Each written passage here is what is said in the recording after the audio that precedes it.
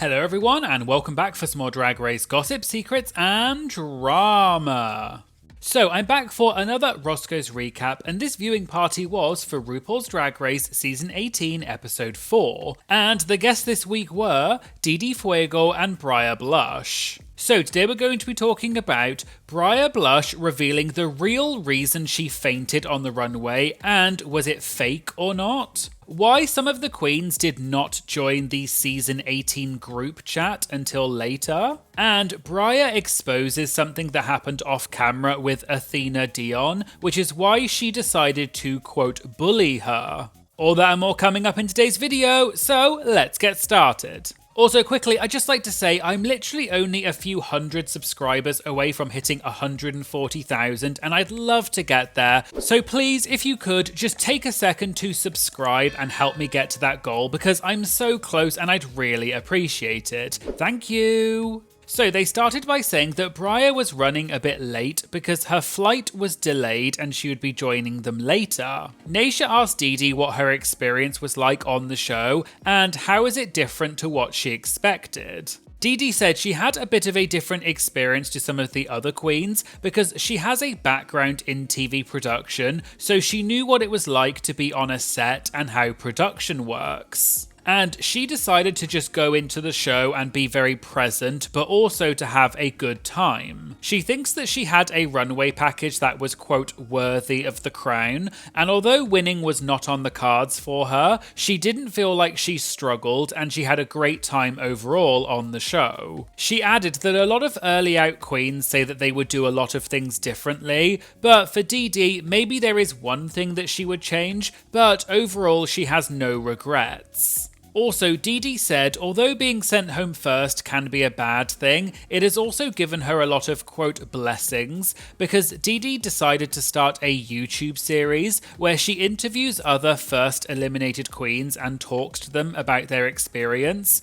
and she would never have done that if she hadn't been eliminated first, and I'll link to DD's channel in the description if you want to check out those videos. Naysha then asked DD what is the one thing about her that she wishes people knew that we didn't get to see on the show. DD said she's been working in New York for almost 10 years and you have to do everything like hosting, singing, dancing, multiple numbers per night, and she can do all of those things. Whereas on Drag Race, the only things we saw from DD were, quote, making a costume and be in a terrible girl group. And the fact of the matter is, I wasn't bad at either of those things, and yet I went home. So DD thinks the problem with the show is that people judge you based on your elimination order. DD also said after she got sent home, she fully expected RuPaul to call her and ask her to come back to the competition, a bit like they did on Season 8 when Naysha Lopez got brought back from the competition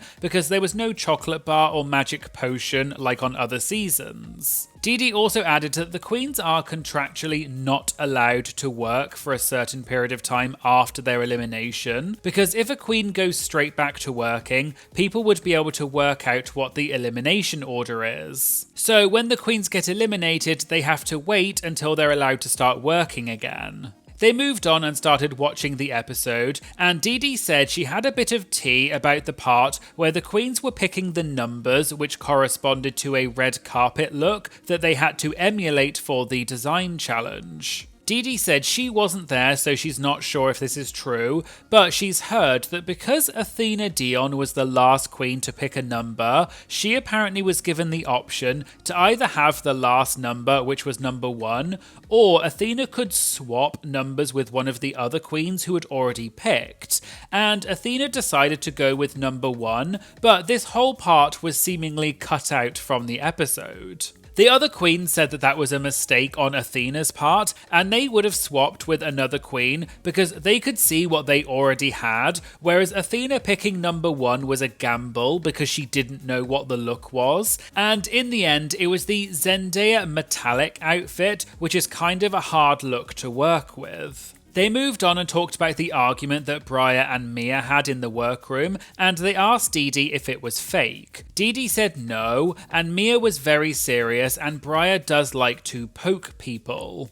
Then, later in the episode, Mia and Briar talked about it and squashed their beef, and at Roscoe's, they said that they all liked Mia and she seems like a cool person. DD explained that she's really glad we're getting to see that side of Mia, and Mia is one of DD's closest friends from the cast. The host then asked DD if Mia is the queen that she's closest to, who are the queens that she is, quote, not in the group chat with, or who would you have removed from the group chat?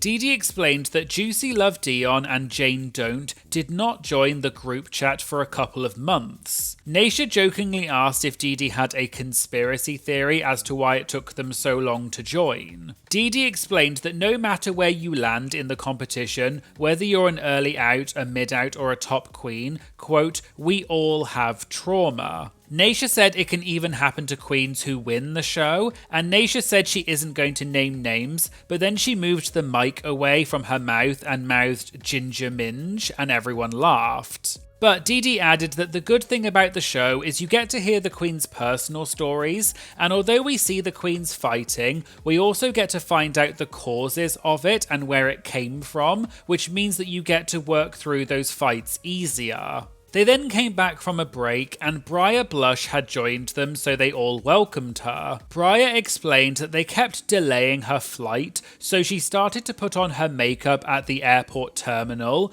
but apparently an airport worker came over to her and told her that she was not allowed to do that. So when Briar got onto the plane, she went up to a flight attendant and asked if she could use the bathroom so that she could paint. The flight attendant asked her if she was on Drag Race and she said yes, and they let her use the bathroom. So Briar managed to do her makeup in 30 minutes, and then presumably she went straight from the plane to Roscoe's when she landed. They moved on and Naysha jokingly asked Briar why she hates Mia. Briar laughed and explained she does not hate Mia, and actually when their fight happened, she was really confused because the part where they showed the unseen footage of the two of them talking in the mirror from the last episode, that was the only time that she and Mia had had any kind of negative interaction. Briar had planned to talk to Mia about the circumstances of her previous relationship off camera, but then they didn't really have time because they had to do the runway and the challenge, etc. So then when they were talking on the couch at the beginning of this week's episode, that was the first time that the two of them had spoken since that mirror moment. Briar did also talk about this more in a TikTok video where she gave a bit more information, so here is a clip of what she said. I gotta be so honest, I was actually just so confused the whole time because keep in mind, right, when she and I were talking about my previous relationship and I clammed up and I didn't say nothing, it's because I didn't want to talk about it on camera because I didn't want to involve anyone on Drag Race that had nothing to do with it. Like, I didn't want to bring that up and have them see it and feel weird about it.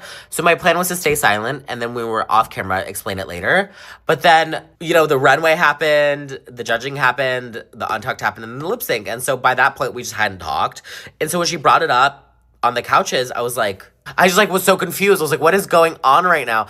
And then with the thing with Athena, it was like we had already talked because we had an issue with RDR. And then we got through it. It talked off camera. So it was fine. And so I remember Athena's going and Mia's going and then Athena's going. And I was like, what is going on? And so I was so confused and I was still drunk from the lip sync. And I was like, but no, it was sickening. Mia gathering me is fierce. Like, I'm not mad at somebody gathering me. If you don't like me, you don't like me, and that's fierce. In that moment, she probably didn't like me, but we're friends now, so bleh. Naysha said from what we've seen, Briar has been poking at the girls and seeing what their reaction would be, and is that an accurate depiction of what she's like? Briar said yes because, quote, I did what I did and I said what I said.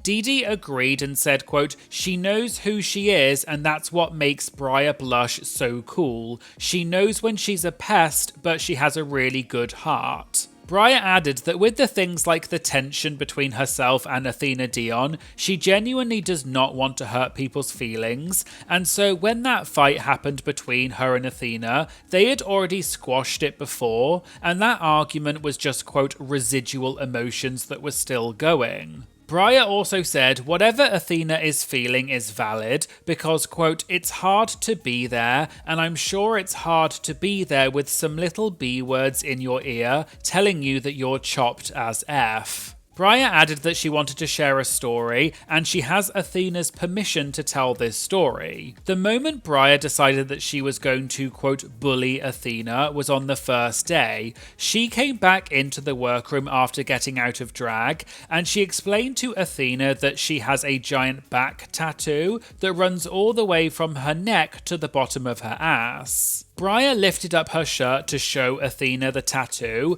but Athena apparently said, quote, no, I want to see all of it. And then Athena pulled Briar's pants down so she could see the tattoo, but Briar added that it was funny and she and Athena are good, but that was just the foot that they started off on in the competition, which is why Briar decided that Athena was her, quote, target. Naysha asked who is Briar's BFF from the cast, and who would she remove from the group chat. Briar said that she was literally texting Juicy Love Dion earlier, so Juicy would be her BFF. And the queen that she would remove from the group chat would be DD Fuego, and they all laughed. They then got to the moment when Briar passed out on the main stage and they had to bring in a medic to check on her. DD asked what it was like watching that back. Briar explained that all she remembers is Law Roach telling her not to make that face, and then the next thing she remembers is waking up on the floor with the medic there. And she joked that she looked a lot prettier when she fell than she thought she would, and people laughed. She also said RuPaul was shook, and Briar thinks the part when RuPaul said who wore it best had to be recorded later, and it was added in after. They asked Briar to talk about what happened and why she fainted, but Briar said she wasn't sure if she could say anything without spoiling the rest of the episode, so they said they would come back to that later. So they moved on to the judges' critiques and whether they agreed with their decisions. When it came to Briar versus Juicy, Briar said she did not get to choose the colours or the fabric because it gets provided, and so she was seemingly calling out the judges for saying they didn't like the colour choices. Host Batty Davis said the show provides everything, but then the judges judge them so, quote, maliciously, and they don't give the queens any grace to want to come back to the stage after being judged so harshly. Briar said she thinks this challenge was a bit hard to interpret because it wasn't clear if they wanted the queens to make a beautiful garment, or was it more about making an outfit that was a combination of the two red carpet looks. Briar explained that she felt that the judges wanted to see an outfit that was more of a combination of the two red carpet looks, which is why she did what she did. And the reason that she thought that was because the queens got given a packet of reference images of the red carpet looks from different angles, as well as some other stuff. But if Briar had known that what the judges really wanted was just a pretty dress, she could have done that because she can actually sew. She also shared that she did help Juicy make her outfit a bit, although they didn't show it in the episode. Briar showed Juicy how to thread the sewing machine as well as a few other things, although Briar did make it clear that Juicy did make her outfit herself, and she gave props to Juicy for doing that, but she did technically help her. DD joked that she also taught Juicy how to thread the sewing machine in episode 1, so clearly Juicy didn't remember. They then got to the moment when Briar got eliminated after the lip sync against Kenya, and they all got up and clapped and cheered for Briar. Briar then talked more about her fainting, and she revealed that she actually had walking pneumonia during filming, but she didn't know it at the time. Briar has also talked about this in a bit more detail outside of Roscoe's, like on her Watch Your Packin' episode with Michelle, where she explained that she had pneumonia during filming, and it later turned into sepsis. So here is the clip of what Briar said. Did you not eat? No, I had pneumonia coming to Drag Race, and I didn't know. I remember the night before I started to feel really bad and really like tired and exhausted. And then that happened. I think everything just hit me at once, and I went down. Scary. So scary. But you're okay now? I'm okay now, but when I got home, I ended up getting sepsis because What, Briar? there's a few different ways you can get pneumonia, and I went to a doctor who didn't treat it properly, and he was treating it in a different way than how I should have been treated. And so I ended up developing sepsis and got even more sick. Oh my goodness. Yeah. Well, thank God you're doing it right now. You're good now? Yeah. Your antibiotic treatment is Those done? antibiotics got me together, girl. So, going back to Roscoe's, Briar said that she's not saying that the fainting was just because of the pneumonia, because it was an amalgamation of lots of different things, because you're up late hours working hard and not getting enough sleep and you're under a lot of stress, but she was sick during filming but just didn't know it. Naysha added that her thing is, when it comes to people's health, she doesn't like it when people say that they're faking it or it was just all for show, which is what Vita and Mia had said about Briar when she fainted on the main stage. Naysha said that they said it with, quote, such conviction, it really bothered me. You don't know that, so don't say that. And if you're thinking that, keep that bleep to yourself, because it just doesn't look good. It looked shady. Naysha went on to say they were questioning whether the bad critiques was enough to make Briar faint, but that's not what happened. Briar joked that, to be fair to Vita, that was the first time someone had ever said they did not like Briar's outfit, and, quote, clearly it affected me so deeply and personally, and people laughed. Briar explained that she has since spoken to Vita about it and explained that she was sick at the time, and Vita has apologised and they're all good now. However, Briar said that she does not blame Vita for wondering whether she was faking it, because that is something that Briar might actually do, because the queens know that Briar likes to, quote, have fun. They asked Briar more about her elimination, and she explained that as soon as you get eliminated, you have to go and pack up your things straight away because you're on a flight home the next day. So even after Briar fainted and had to lip sync, she had to go straight into packing up her things in the workroom until 1 AM, and then they woke her up at 8 AM the next day because she had to go and film her final confessionals before flying home. Naysha asked Briar if she planned her exit line when she said, quote, why are you recording me? And she also said to RuPaul, quote, Ru, I don't care what these girls say about you, I think you're cool. Briar said that's just a joke and something that she said for years, and she had planned to say it in the workroom to RuPaul at some point, but then she ended up using it as her exit line. She also revealed that she actually did say a lot more things to RuPaul during her exit, like, quote, huge mistake, but I still love you. Briar said they were actually very generous to her in the edit, because she said a lot of things to RuPaul, and apparently Briar screamed when she walked away, but she thinks that the edit actually made her sound better than she really was, and they, quote, did me a favour. Naysha said they do sometimes edit people's elimination differently. For example, on season 8, apparently Layla McQueen gave a whole speech when she was eliminated and said how much she appreciated the experience. But then in the edit, they made it look like Layla just stormed off without saying anything.